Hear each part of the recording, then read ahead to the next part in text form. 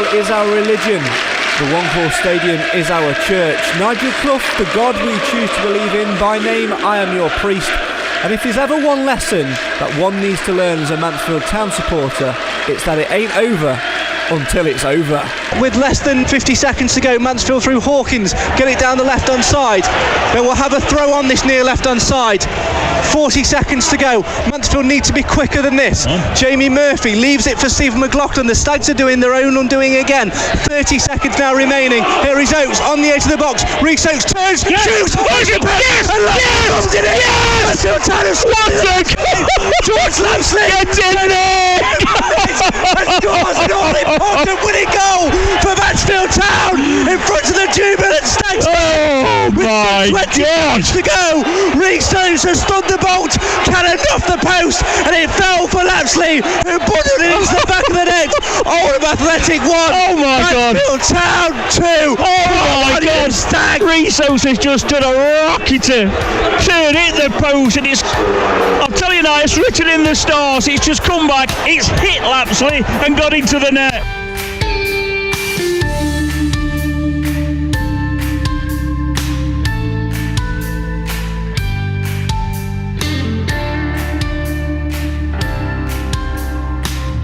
Geroge Lapslie's dramatic late goal seconds from full time gave Mansfield Town all 3 points at Oldham yesterday and put another nail in the Lactics coffin.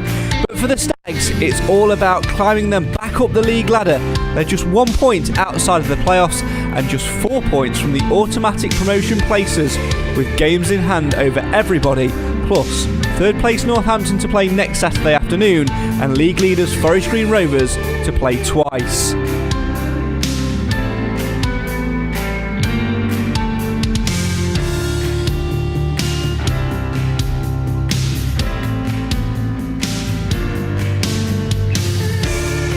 It's all setting up to be a tense end of the season as we hit the final 10 games. Can Mansfield Town achieve a dream? Can they go on to secure promotion? It's all in their hands.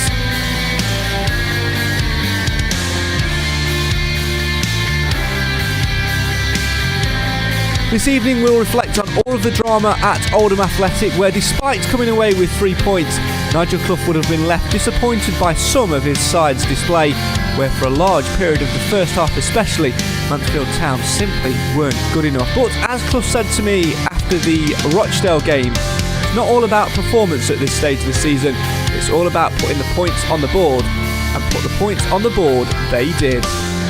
As always, come and have your say on your team. Who impressed you? Who didn't impress you? What were your views on the late dramatic goal? Can Mansfield Town achieve a dream? And much, much more in between. Have your say in the comments on the live feed now on the show for the fans, by the fans.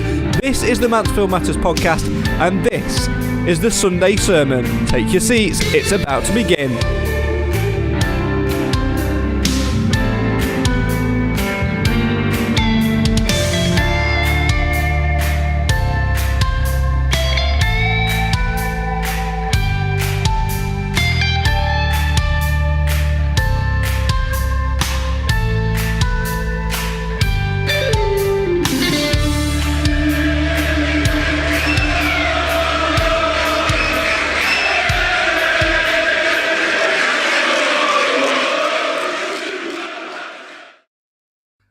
I genuinely think that noise and the scenes at the full-time whistle are ones which will live with me for a very, very long time to come. Geroge Lapslie bundling the ball into the back of the net with seconds to go not only made me eat my words, but also set up a very hilarious intro to tonight's show. My name's Craig Priest. Hello and welcome to the Sunday Sermon on the Mansfield Matters podcast, the show for the fans, by the fans. Why?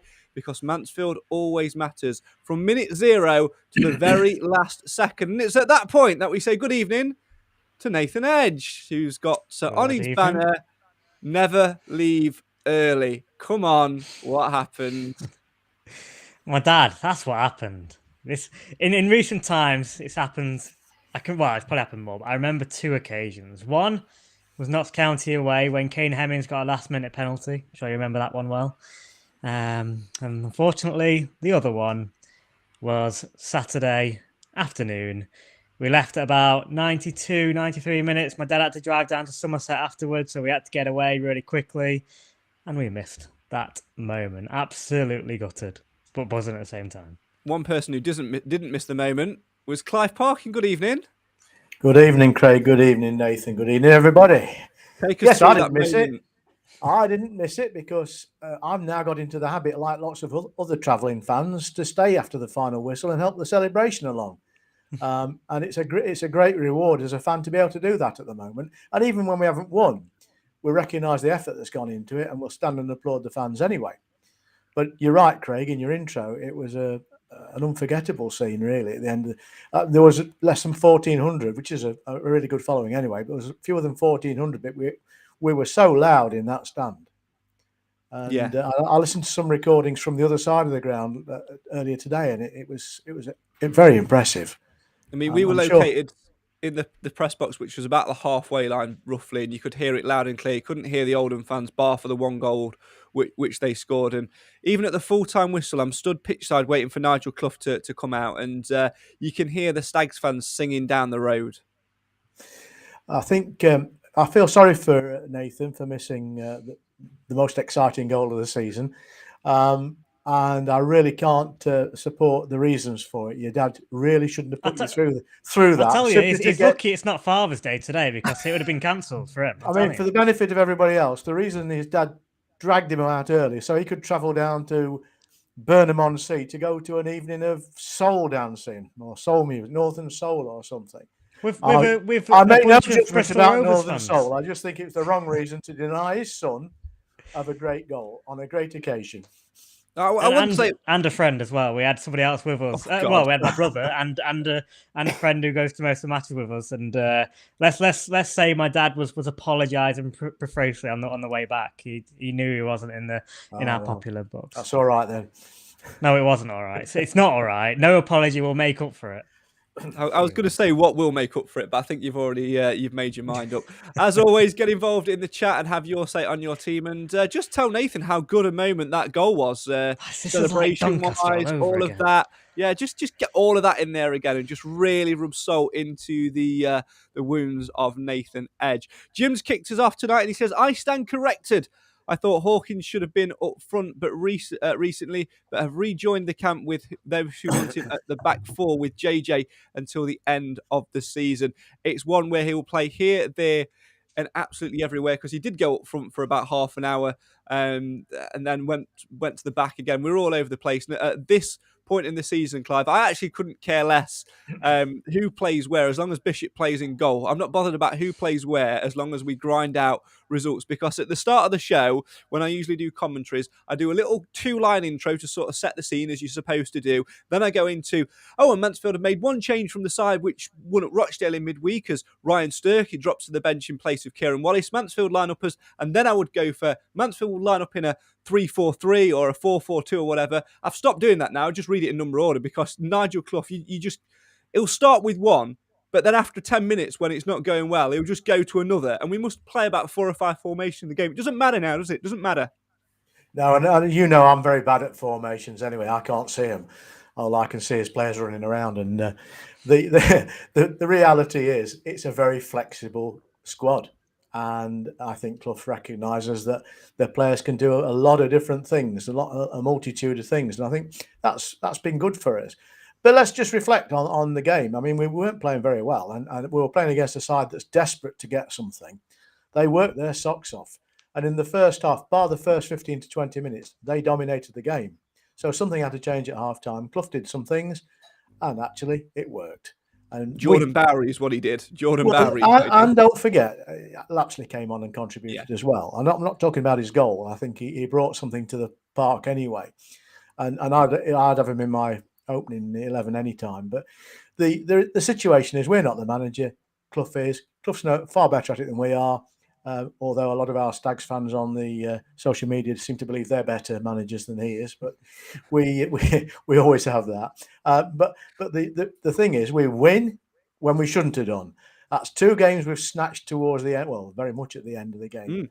And actually that augurs well for the success for the season, because we've had it done to us so many times when we've lost a point or more at the end of a game because of our opponents managing to do something at that period of time. So it's lovely for us to do it now. And it sets us up nicely for Tuesday because it takes some of the pressure off the Hartlepool game now, as far as I'm concerned. Yeah, very much so. Nigel Clough was speaking a couple of weeks ago, Nathan, about what he wanted from these 3 games. You know, the Rochdale game, the Oldham game on Saturday, and then, of course, Hartlepool on Tuesday night. And he was sort of saying, we take 5 points. Well, already we've got 6. So, we're ahead of the mark. And I think if he comes away with a point from tomorrow night, he'll be satisfied. But really, if we win, then it could be a big, almost like jumping on a trampoline. It's like a very big spring in our step, isn't it, going into what will be the final 9 games of the campaign?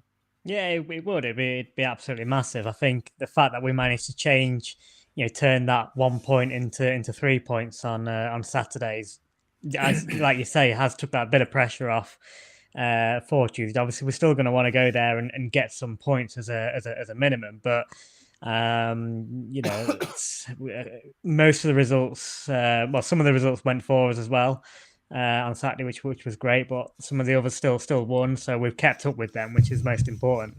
But now we've got these games in hand where it's an opportunity, if anything, for us to go and take advantage of that. So it is refreshing in a sense that, although obviously we want to be playing better, like we were just a couple of months ago, the performances aren't quite there as they were.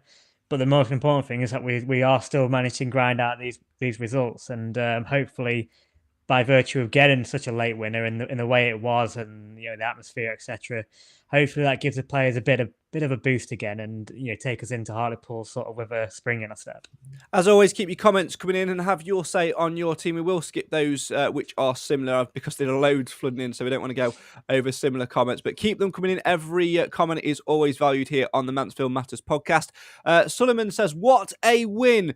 Was unbelievable yesterday after we scored. Think it's a turning point for the promotion. 4 points off of third with 3 games in hand, and a win against Northampton will do it for me." Don't forget we've got Forest Green in there to play twice as well. If we can get 4 points from the next 2 games, I think that'll do us nicely as well and stand us in good stead. But there's still a lot of football to be played, especially for Mansfield. So we need to sort of keep our eye on that and not get too carried away as yet. Gaz says some game. Stags Chat says Marek Steck hasn't played 1 second of a league match this season, but instead has showed an impeccable attitude towards wearing our team's shirt. He's always got time for the fans, gives his gloves away to young fans. When we win, he celebrates like he saved a last-minute penalty. There's no sulking or moaning. It's never about him. It's always about the team. Yeah, absolutely echo those comments, Clive. A brilliant, brilliant guy in and around the dressing room. Would have been so easy for him to throw these toys out the pram and go, I want game time, I want to move, I'm not going to train, I'm not going to do this, I'm not going to do that. But he's model pro all the way through. He's highly, highly talked about, in and amongst the dressing room. And it's just incredible to see that even when you're not playing, we are a team, we are a squad, and not just 11 players that are out on the pitch wearing the shirt. I think being the second choice keeper is probably the worst position to be in a team like ours, because you rarely get opportunities, and you're sitting there hoping that the first choice gets injured or something, because that's the only way you're going to get on. But there was talk at the beginning of the season that there was relationship issues, possibly because of rumours about him refusing to take a loan elsewhere or to be transferred away, because he has a contract, he's entitled to see it through, and that's perfectly right. But I've seen no evidence in both conversations I've had with him and his actions on the field that he's anything other than being committed to the success of the club. And he'd walk into many another League Two or even higher club as a goalkeeper. Yeah, he really would. He's a very model pro. Let's not forget, again, he's played championship level and done so consistently well as well. Roger says, I was 1 goal scorer from the perfect prediction. Unlucky. Still got more points on the board than what we did, though. So there you go. Perch was solid as a rock, says Chris. And Tim says, yeah, he's growing in stature game by game. Exactly what he needed as well. Craig says, what a great way to celebrate my birthday yesterday with a last gasp winner. Happy birthday. Hope there's not too many endings like that the rest of the season. My heart will not take it. Well, maybe Nathan, maybe your dad did the right thing, because obviously I was on commentary at the time, and when I was stood talking to Nigel Clough, this is a good 10, 15 minutes after the full-time whistle, the fans have gone and everything. My heart's still racing, my hands shaking like a dog, and I don't know. Like a dog? I you know what word I was going to put before that? I was just trying not to swear. And honestly, the more these games come thick and fast as it accumulates towards the end of the season, we all need to make sure that we've got a medic and a defib standing by. Well, it's one of those. It's a business end of the season, so and the thing is, it's all important, isn't it? So not only, I mean, it's good to get a last minute winner in any game, at any time. So for that to happen is superb. But I think when it means so much, and I think when it's away from home, you've got such a great following as well. In front of our fans. It all was sort of written in the stars in a sense for it to work how it did. So, I don't know if we could take that too often towards the end, towards the last few games of the season. But I'll tell you, it's part of the roller coaster of football, isn't it? And I think we might be in for a few more moments like that. Not necessarily, last minute goals, but nervy moments anyway. That's for sure. Yeah, it certainly will make it interesting in 20 years' time when we're reflecting on a future Stag Story series, talking about this current season, about the interesting twists and turns. More on the previous 20 years later in the show. What's wrong with Ollie Clark and George Maris in the midfield? Mrs. Maris says, Paul. I asked Nigel Clough about this yesterday in the post-match. Well, he actually offered it up himself, to be fair. It says everyone's fit bar Ollie Clark, and he actually said Geroge Lapslie. I went, do you mean Maris? And he was like, yeah, I get him confused, and we had a bit of a laugh about pulling names from a hat. He said that's how we pick the team. So both injured at the moment, so not in the squad. I would expect as soon as Maris is back fit to be influential in there, because I agree we are missing Maris's impact a little bit in the middle of the park, Clive. Although I have to say, I felt Kieran Wallace grew into the game yesterday. I felt second half, especially when we came out in the 15-20 minutes that he played. When did he go off? He went off for Lapslie on... Oh, no, he didn't. He went off for Stirk on just after the hour on 66 minutes. So for 20 minutes in the second half-ish, I thought he was tremendous. Yes, I agree. I think I think there's some future wrapped up in the lad, and I hope we can develop that into next season. He's certainly got pace, and he's got a degree of ability. But it's like all the other players that have come recently; they take time to bed in, and they don't always get it. And I get a little tired of people criticising the newer players because they're not hitting the grass 100% right from the start. And we've got a player with Premiership experience who's finding it difficult to match his talent to the requirement of the game. He'll get there. Hopefully, we'll get some really good performances out of him going forward. And we're going to need all of the squad now for the next 10 games, because they're coming thick and fast, and they're going to get tired. And we've seen evidence of players who are really tired on the pitch. My dad would argue, the foot professionals, they shouldn't get tired. They should be able to play every day and go down pit. But he was never a footballer. But the situation, we've got a decent squad, and while there's no injuries, or very few injuries, and no suspensions, we've got an abundance of riches. And I think that's one of the challenges that Clough has to deal with. And he'll never please everybody. I have to say, one player who's getting a little bit criticised at the moment is Jamie Murphy, Nath. But I actually felt as the game went on yesterday, similar to Wallace, that he actually grew. And I think with Murphy, it's just about getting the right people in and around him. I felt that after probably about the hour mark, his movement was quite fluid. He offers up gaps in midfield. He really started to show his quality driving with the ball. And like Clive says, it's just a case of being a little bit patient, letting them settle and letting them keep hold of the game, and just trusting in the process of Nigel Clough and his staff to make the changes, to either take him off and give him a rest, or to get players on and around him that can help his game to grow. Similar to what Jordan Bowery's impact did on Saturday when he came on at half-time. He went to the right-hand side, which meant that we had another option to play down, which then meant Murphy could float a little bit more and get involved, and showed his class in spells. Yeah, I mean, when the starting lineup came out an hour before kickoff, I think I'll hold my hands up and I'll be honest. With probably a lot of fans, I was disappointed that Bowery wasn't starting in place of Murphy. I felt like that would have been the wise change, or that what should have happened really. But that said, I'm not going to be too critical of Murphy, because like Clive says, it does take time for some players to settle in, and you wind back the clock a little bit. And start of the season, Reece Oates, there's some criticism coming his way, and you look at him now; he's absolutely on fire. He has been for some time. Hewitt as well, another one that he was awful for the first few games, but then he's been pretty consistent and one of the most improved players. So it sometimes takes a bit of time to settle in and to click and to learn to work with other players. And I think he's probably working on his fitness as well. That it's going to come, but you've got to be a bit patient with players. But as long as we've got the tools and the personnel to change it where it's needed, and going back to the top of the show where he was going on about formations, having the flexibility to change it like that as well is massive when it's not quite going to plan, like it was for the first half against Oldham and for parts at Rochdale as well. It's massive to be able to change a game like that.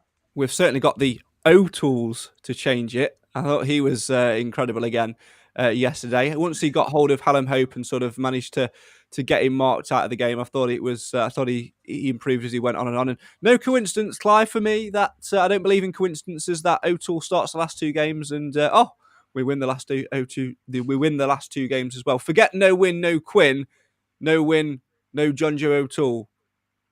Yeah.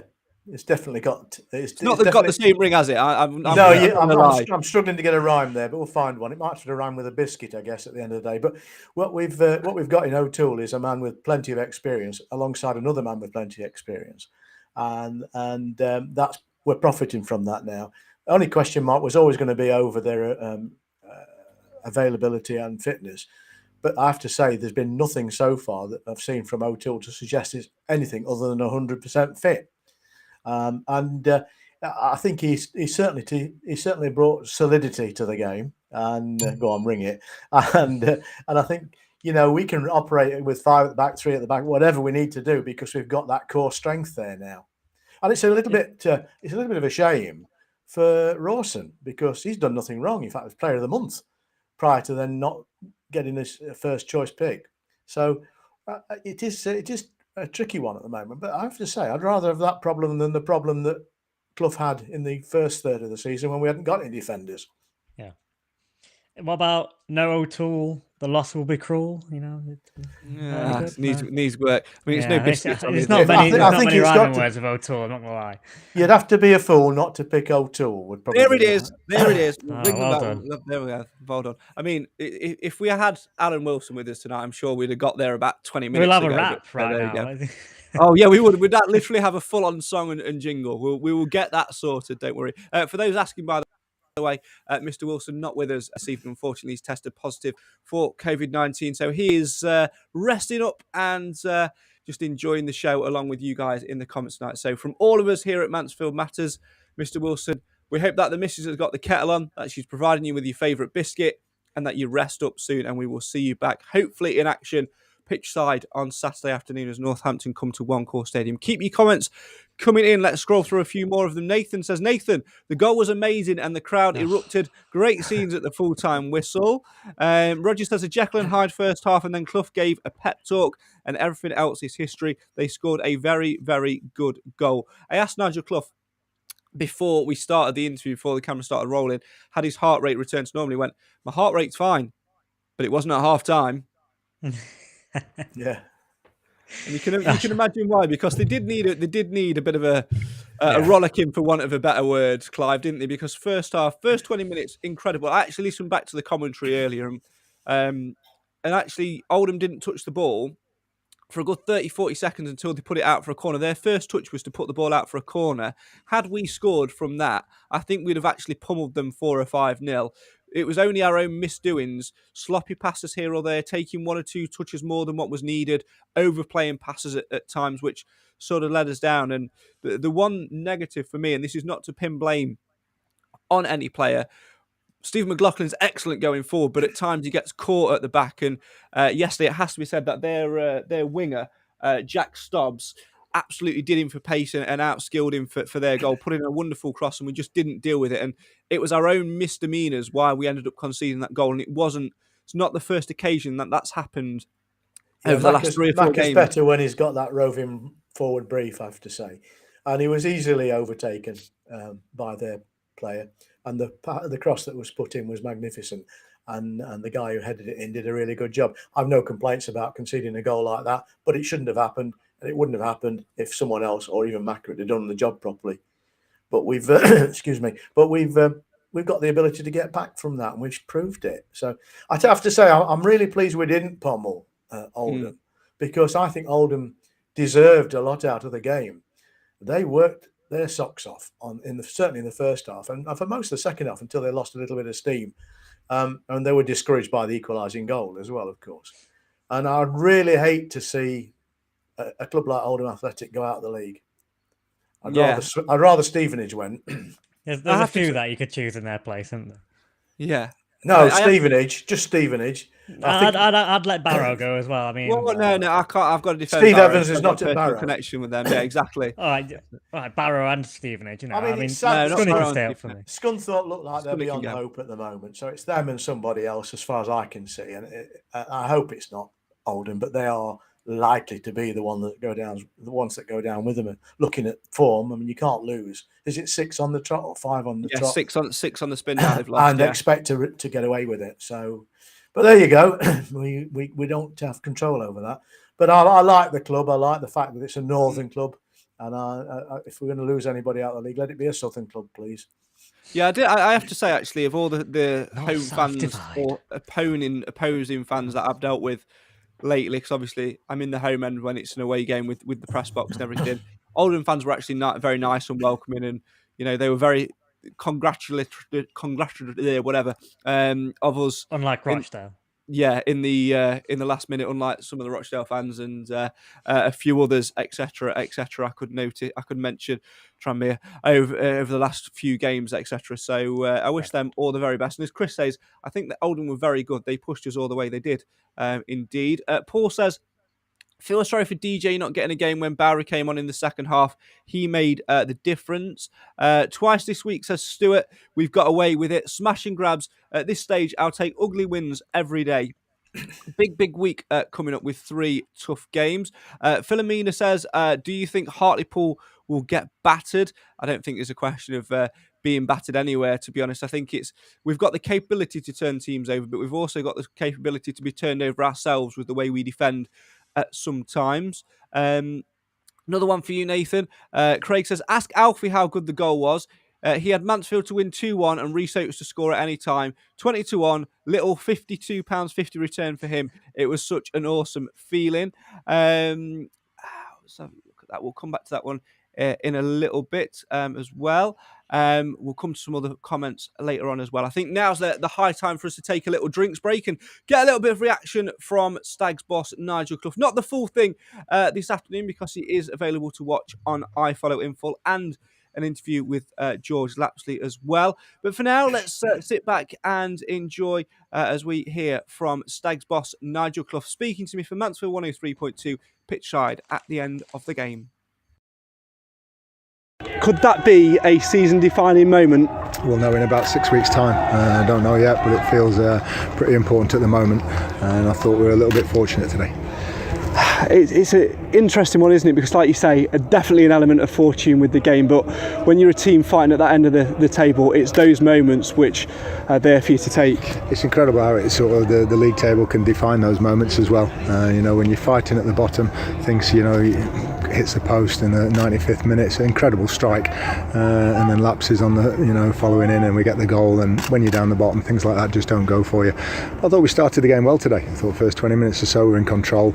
Once again, we have to do more to go and get the first goal.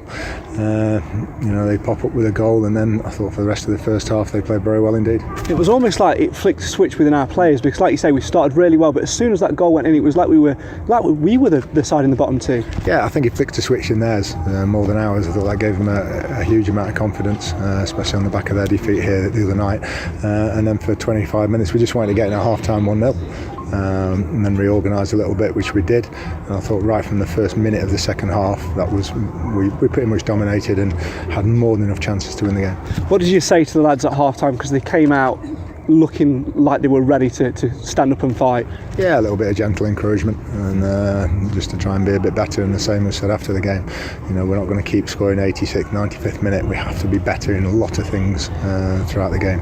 Yeah, and I think when you sort of reflect on it as well over the last couple of games, not quite been at it where we needed to be, but we've been grinding out the results, and that can prove the difference. People forget early on in the season, we were excellent at times. Swindon, we lost 1-0, had an awful lot of the game. Colchester, we ended up conceding a penalty that never was, and in a lot of our defeats and things, we didn't deserve to lose those games. So anything we get now is just balancing the books on early on in the season. Yeah, and of course you saw what it meant to the Stags fans as well. Did it make it more magical, the fact it was in front of just shy of 1,400 travelling fans today? Yeah, of course, when you score. That was the two things we were pleased about. First of all, getting in 1-0 at half time and then kicking towards our supporters. And we knew we would get one that would suck another goal in, and they did that in the end. But Oates' two unbelievable strikes. I think he'd had 3 shots in the first 15-20 minutes of the game. So we were creating then. He must have had 8-10 shots today. For one striker, that's unbelievable. But I thought we created more than enough chance in the second half. But we were quite wasteful in front of goal. Wrong decisions here or there, or poor finishing. And then the one which went in, I think you could probably sum up Rhys Oates in this statement just by saying he doesn't do tap-ins. No, he doesn't, no. He's got a hammer of a shot, really. And to smack one in like he did, the first one. And then to hit the second one, when you're tired in the 95th minute, to get half a yard on the edge of the box and hit the target. And then we get a little bit fortunate. But we thought the actual shot was in. We thought his shot was in at first. We thought he was going to go in off the inside of the post and across to the other side netting. But there's Laps doing what he does well and he's right in the 6-yard box. Stags boss Nigel Clough speaking to me after the game yesterday at Oldham, if you want to watch that in full, and an interview with the Stags winning goal-scoring hero Geroge Lapslie, then head to mansfieldtown.net/ifollow, where you can watch those both in full. The Stags next on the road then on Tuesday night as they make the trip up to Hartlepool, and you can travel with the Stags Supporters Association. It's £15 for Amber members and junior members, £20 if you're a blue member, and £25 for a non-member. For further information, call the travel line on 07967 689 597. Make sure you give them a call, and please don't contact the SSA through the Facebook page or by commenting. Please make sure that you call the travel line in order for you to get yourself on that coach to Hartlepool on Tuesday night. Time now, though, before we return to the podcast, to share some exciting news with you. We are absolutely delighted. Those of you who follow us on social media will have noticed this earlier today, that we are delighted to announce ticket sales are now available for our event, Stag Stories Live, with not just Stuart Watkiss, the former Mansfield manager, but also his right-hand man, Neil Richardson. The event will be supported by the Stags Supporters Association and take place on Friday, the 22nd of April at One Call Stadium in the 1861 suite there. If you're a Stags Supporters Association member, tickets are absolutely free. All you need to do is email mtfcmatters@gmail.com with your membership number, and you can get your ticket for free. We'll send you a discount code to put it on the ticket link. If you're not a member, don't worry. That doesn't mean you can't attend. You can attend for just £5 per person per ticket. Tickets are on sale now, and the link is in the description. Former Stags boss Stuart Watkiss and his right-hand man Neil Richardson will be with us for Stags Stories Live on Friday, the 22nd of April 2022. Very much looking forward to that event, Nathan. As the last time we spoke to Stuart Watkiss, he had story upon story. So seeing him sitting alongside his right-hand man and Andy White, his former striker and youth team protege as well, there are bound to be more excellent stories which come out. Yeah, absolutely. He was super last time when we spoke to him. Really nice, genuine guy, good storyteller.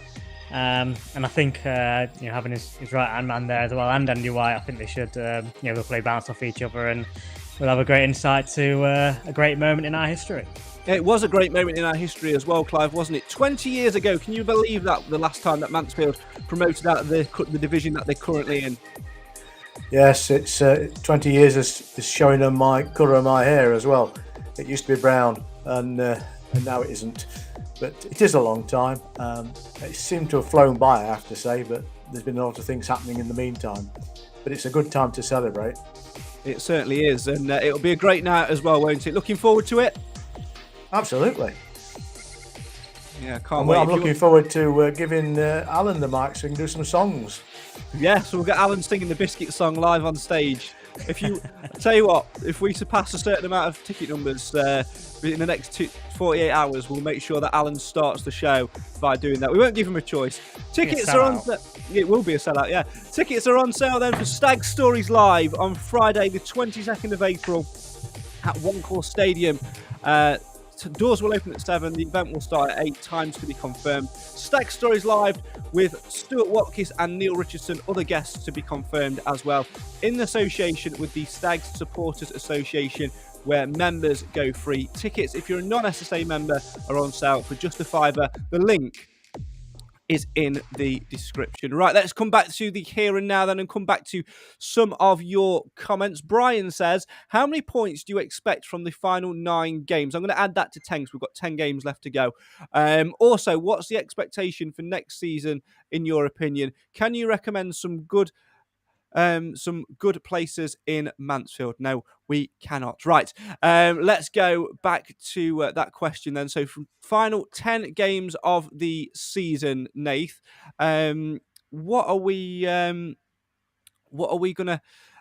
think about within that next 10 games then? Starting with Hartlepool on Tuesday, 30 points up for grabs. What are your expectations for the final 10 games of the season? Because it's twists and turns. I don't think there's any point in thinking about next season yet. We need to focus on the here and now.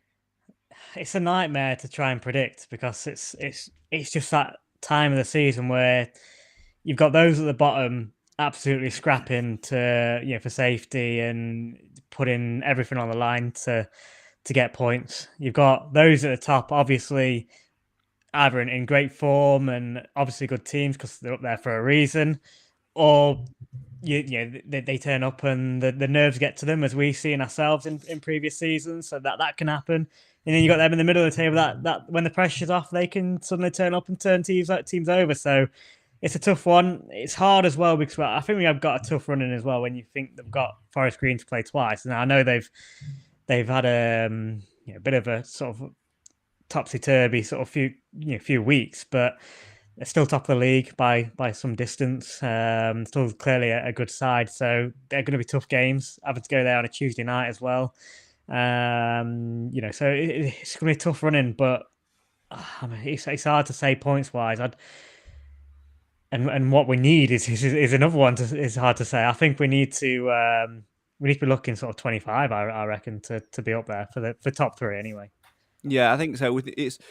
I don't know whether I want to focus on yet, Clive, because there's still 10 games to go. Obviously, we've got an abundance of games in hand over teams as well. We've got about 6 weeks of the season to go. As we say, 10 games. For me, I think we need to take it in baby steps. We need to, first and foremost, get back into the playoffs and solidify our place in those playoffs before we can start thinking about anything else. Yeah, you drive yourself mad if you try and predict what we're going to do over 10 games. I mean, it's dead easy to say, I think we need 20 or 25. I'm not sure how you work that out, to be honest. But we focus on Tuesday. And if we can get 3 points on Tuesday, that takes even more pressure off. I don't think we absolutely need to win on Tuesday, if I'm being honest. But then we've got a home game. Yes, a home game against our friends Northampton. Now, I want us to beat Northampton because they beat us, or rather we capitulated to them at their ground early in the season. So we want one back from them. But they're there to be shot at. They're not invincible, but they're playing well. But when we're playing well, we're better than them, I think. And then, of course, we've got the bottom team coming after that. And we've already sold all our tickets seemingly for that game as well. So we'll have a good shout at over at what's their ground called nowadays? Oh, I don't know. I've got no idea. I'm just going to say it's named after a Blackpool pub, isn't it? I think something like that. Yeah, well, anyway, at Scunthorpe. That's a must-win for me. That one. Well, You know, we I should think win that. If you've got anything, to. if there's any logic in football, we should win there. And I think we should be disappointed if we don't. And we ought to get, 2 or 3 goals, it's fair to say. But if we can get something out of the next 3 games, I think we've still got games in hand going forward. I think we're in a good position to charge into that top 3 places. I don't think we can focus on the top one. I think we can certainly have ambition to get the second, and I'd settle for the third any day. To get top, I think we need to win all 10. Because that's taking 6 points off of Forest Green, and you still need them to slip up. Well, that's possible, of course. They're 10 points ahead of us at the moment, and with them to play twice. But let's not go down that wormhole. Don't torture yourself. Yeah, I mean, let's not if do we it. finish third, it's been a bloody good season, considering how we made ourselves disadvantaged. Yeah, for the first third. I'll take 7th. Yeah, well, no, it's hell. I would, because it's a finish in the playoffs and gives us a chance. But I'd rather have 7th than 8th. I'll give you that. Yeah, I mean, if we just be that team in form going into the playoffs, so if we end up with playoffs, if we can get into that in our groove again for the last few games, that'll be important. So we go back to the last time we were in playoffs, we were the opposite. We dropped out, and I think that's the worst thing. So I think you've just got to say to the squad, when do you want your holidays to start, lads? Yeah, because it's another month after the final game of the season before the playoffs are rolled out to a finale, and that means you've got to stay training all that time, and any holiday ambitions you've got, they've gone put on the back burner. I know what I'd want to do as a player. Yeah, me too. Finish third at least, bare minimum. As we say, a point off the playoffs. Every team in the playoffs. This shows how tight it is. All on 63 points at the moment. We've got. Let's try and work out some maths here. 2 games in hand on Port Vale in 4th. 3 games in hand on Newport and Bristol Rovers in 5th and 6th respectively, and the same amount of games over Tranmere Rovers in 7th as well. None of those sides, incidentally, play on Tuesday night. The only side in the rounders that do play are Salford, who are in 11th, but they're some considerable distance behind us. They're on 56 points. We're at the moment on 62. So it is a huge night in terms of pressure. Let's come back to some more of your guys' comments. Nathan says the fitness of the side is showing the late goals we are scoring. I'll never forget when Burton came to Mansfield under Clough and they were the fittest, most organised side I've ever seen. They had no superstars but won the league. Yeah, absolutely. Chris says 26 out of 30 points and we are up. Massive congratulations to Adam Murray as well, who's taking a job abroad today. Let's come back to some more comments. Tim says, sounds like Steck, Barry and Macca will be transferring to the Saints in the not too distant future. It's very nice to have them, and I think their attitudes contribute to our success. Let's not get wrapped up about who could go where either. They're all Mansfield players playing for one cause, whether they're starting, whether they're coming on or subs or whatever. Let's not get wrapped up in that. That's not what we need at this stage of the season. We need committed thoughts and thoughts only about on the pitch. Murphy needs a goal, says Nathan. He plays some lovely passes. It will come with him. I get what you're saying about Murphy, but Barry was flying, yet he still sits on the bench. Can we afford to carry Murphy until he settles in? Are we not getting close to the end? His shot yesterday was awful. Keep them coming in. Trying to catch up with some now. Jim says no JJ, no good day. I still think yours was probably better, Clive, to be fair. But I like the rhyme. It's not too bad. JJ's quality will play Rawson instead of Hawkins at the back, personally. Yeah, I can certainly see a position later this season where Hawkins goes back up top and it's a back 3 of O'Toole, Rawson and Perch. Everyone wishing Mr. Wilson some good thoughts as well. Lots and lots of other ones as well. Chris says, based on Northampton winning all of their remaining games, Stags need 26 out of 30 points to finish 1 point above them. It's there for the taking. That include them beating us then as well? Well, it must do. It must do. But no, I don't think we can. I think we've got the beating of them there. That would sort of mean if they beat us, we've then got to win sort of all those 9, really, to try and get 26 points. So that'd be a tough ask. Let's be fair. If Northampton win all their remaining games, they deserve to go up. I mean, Yeah, no fair play argument. to them. But there's still Exeter aren't uncatchable. There's a lot of teams that are up there, and it is tight. So It's turned out to be a very, very competitive league. isn't it nice to at least be in that? But again, Yeah. roll back a few months. Who would have thought we'd be here now? No I'd way. have been happy to finish in 22nd position Yeah. earlier this season. Absolutely. That's how bad how things have changed.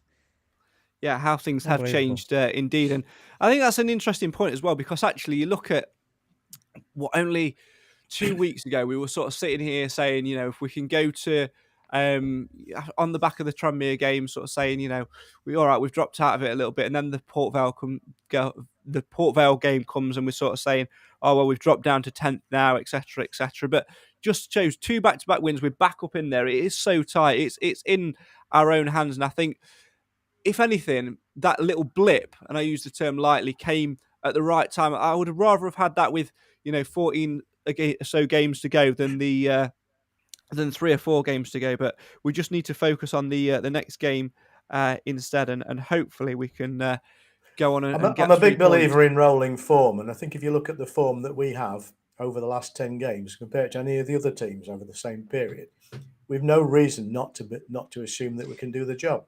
The only thing that worries me a little bit is the level of the performances. At times it has dropped off quite a bit. So I think it'll be interesting, certainly against the likes of Northampton, a team that who have got the quality in to hurt you. Whether that's going to lift our game, make us focus a little bit more and change our sort of performance levels. I think we are going to have to certainly get a little bit better for the remaining season. I know we've got a couple of late goals in the last couple of games, but like Clough said, that's not going to always be the case. We're not going to get that lucky ricochet into Lapslie's path, off the post. So we have got to book our ideas up a little bit for earlier on in the game.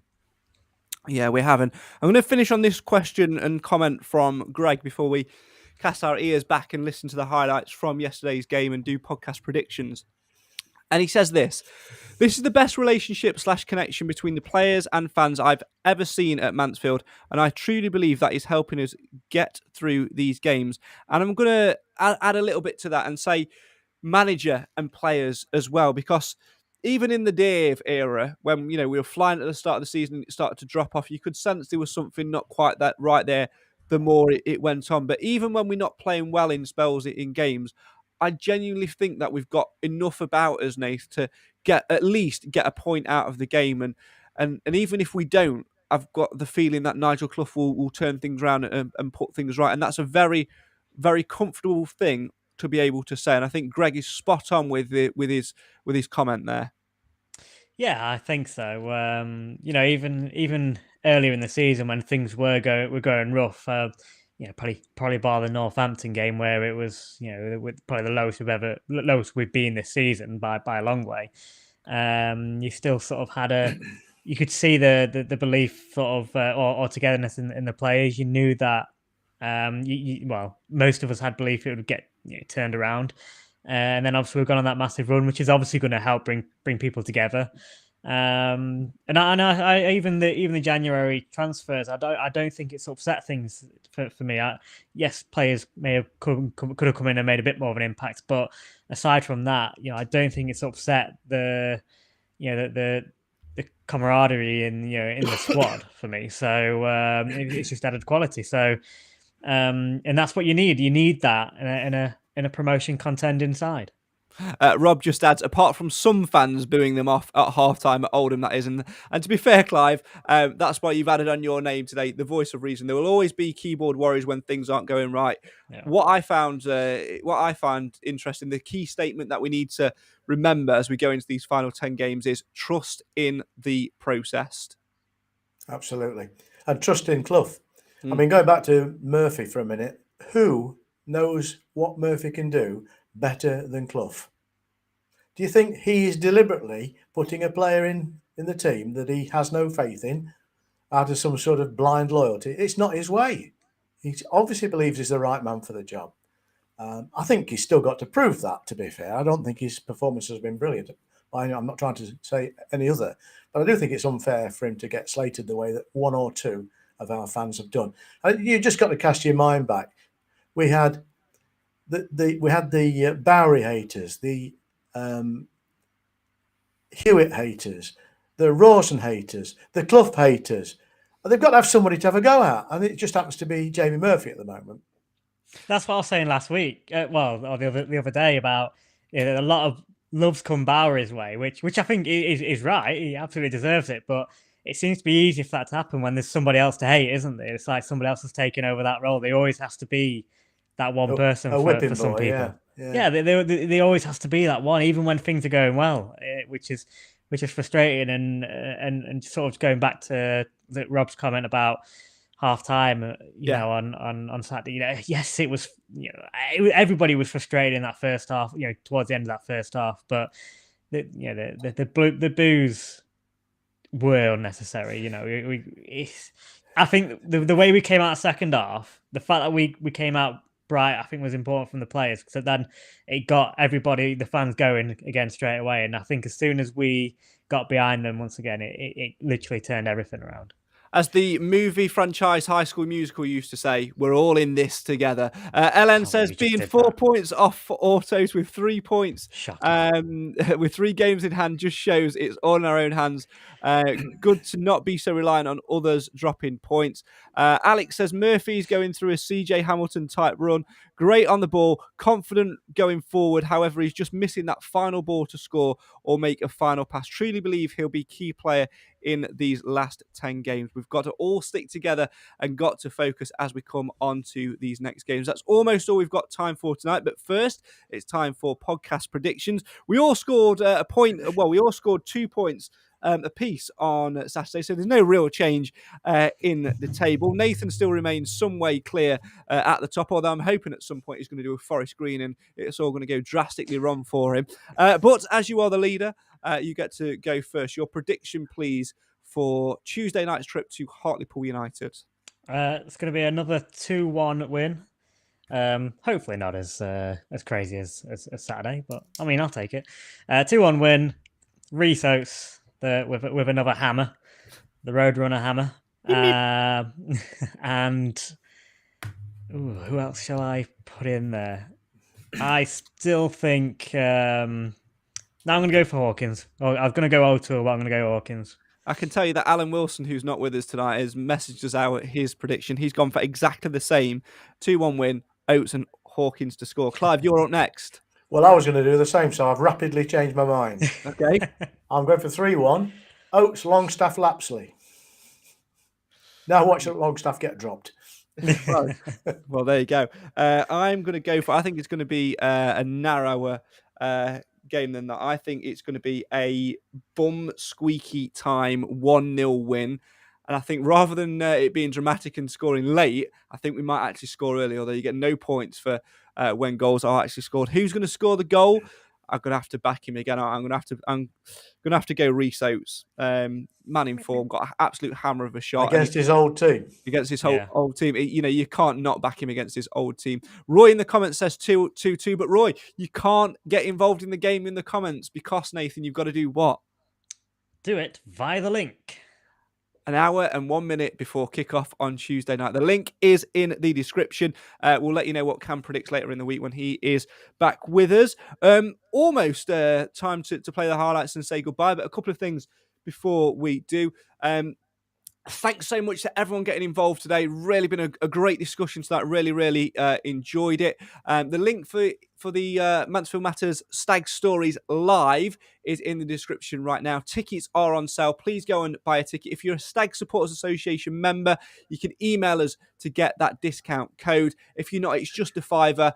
It's going to be a fantastic night at One Call Stadium in about 4 weeks' time, actually, just before that home game towards the back end of the season. Really looking forward to it. All of the Mansfield Matters team will be there. Stuart Watkins will be live on the night. Neil Richardson will as well. Andy White will be there. And there'll be some special guests as well, including a very special video message to some Stags fans as well. That's all I can say for now. And the full Stag Stories 01-02 celebration series is coming soon to your podcast feeds and to your radio feeds. That's almost all we've got time for. Usually I would ask for your lessons, but I'm just going to share 2 lessons at the end of today's Sunday sermon. The first is that we are all in it together. With 10 games to go, we need to stick together and support the boys because it will be one hell of a final 10 games. The final lesson is to Nathan Edge, and that is very, very simple. Never leave early. Here's the tale of the tape as told by me and Lee Wilson on Mansfield 103.2 on Saturday as the Stags claimed all 3 points courtesy of Geroge Lapslie, a goal which Nathan Edge missed. You can tell the end of the season is nigh when the sun starts to shine. Nigel Clough's players need to focus this afternoon on Boundary Park and taking home all 3 points rather than the end of the season. There are still 11 games, including this afternoon, to go for the Stags. And after bouncing back against Rochdale in midweek, they've got a tough test this afternoon here at Boundary Park, where they face an Oldham side who have lost their last 5 games in succession. The Stags make one change from that side, which beat Rochdale by 1-0 in midweek. Jordan Bowery, who was the goal scorer on Tuesday night, is not in the starting 11. He stays on the bench. The man who goes out is Ryan Stirk. The man who comes in is Kieran Wallace. We are underway. Mansfield Town left to right as we kick off. Rhys Oates is the man who's got us underway, and it's O'Toole who gets the ball wide for Hewitt on the right hand side. He's found Longstaff immediately on this near right touchline. Hewitt gets it back and turns, gives it back to Longstaff, who looks to get up against the Oldham man into the feet of Rhys Oates. Back to Longstaff, good from Mansfield. Now Murphy, 30 from goal on the edge of the area. Central now is Murphy, who slots it wide left for McLaughlin. Slightly overhit from Murphy, but McLaughlin still gets there, turns back inside and finds Perch. Oldham yet to touch the ball. Here is McLaughlin on the left hand side, dinks it forward into a pocket of space for Quinn, looks to try and roll it in towards the middle, and Mansfield after 35 seconds have won the first corner of the game, and that was Oldham's first touch to put the ball out of play. Stops up against McLaughlin, gets the ball in towards the area, he's headed towards goal, and Oldham have scored.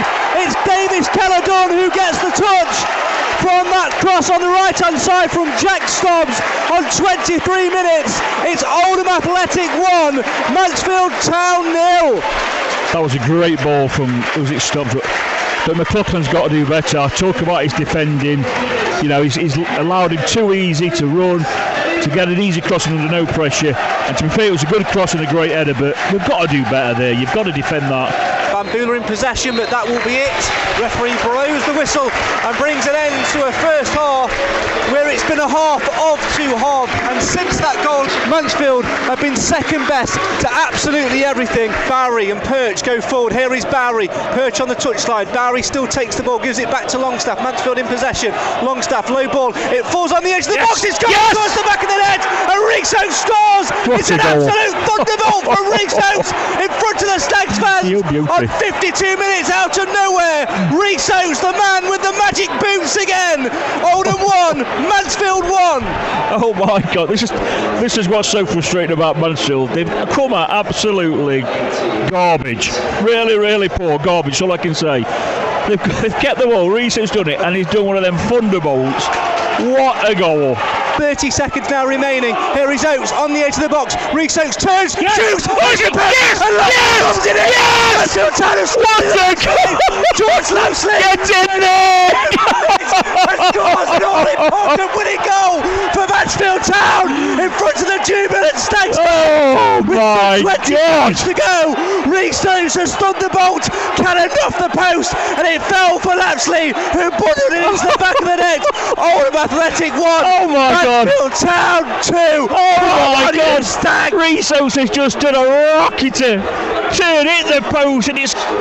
I'll tell you now, it's written in the stars. It's just come back. It's hit Lapslie and got into the net. Throw down the right hand side. Should be dealt with by Hawkins. He moves it clear to the sound of boos from the Oldham fans. But Mansfield Town get a little bit of luck, and that could be a nail in the Oldham coffin. Sometimes you need that little bit of luck to smile on you, and Mansfield Town have got away with it. A huge 3 points in Mansfield's promotion push, but a huge blow for Oldham Athletic. But look at how much it means to the Mansfield Town bench, to the Mansfield Town players, and 1,321 jubilant Stags fans. Absolutely a fantastic result from Mansfield, and don't care how you get them, but we've got them. We've got a massive 3 points again. So Geroge Lapslie's goal seconds before the full-time whistle sent the travelling Stags fans into absolute pandemonium and puts the Stags just a point outside the playoffs and 4 points off the automatic places with 10 games to go. It's all shaping up to be a phenomenal finish, and the roller coaster keeps going on Tuesday night as Mansfield Town make the trip up to Hartlepool United. If you can't get, make sure you join me and Lee Wilson for full match commentary on Mansfield 103.2, where Build Up Live from Hartlepool gets underway at 7 o'clock with the all-important team news. Thanks as always for watching and for listening and for getting involved in today's show. Hope you've enjoyed it. Hopefully by the time we speak again, the Stags will have another 3 points on board as they quest to make more memories. And speaking of memories, as we said earlier in the show, we're delighted to be partnering with the Stag Supporters Association to celebrate 20 years since the Stags' last promotion from what was the old Division 3. Stuart Watkins and Neil Richardson, the manager and assistant from that time, will be joining us live at One Call Stadium on Friday the 22nd of April, and your tickets are on sale now. SSA members go free, everyone else it's just a £5. Come and support this phenomenal event. The link that you need to buy a ticket is in the description. Come along and join us. We hope to see you there. And of course, we will see you later in the week for more Mansfield madness. Why? Well, quite simply, because moments like Saturday, when that ball hit the back of the net and pandemonium was sparked, just highlights the phrase, Mansfield matters.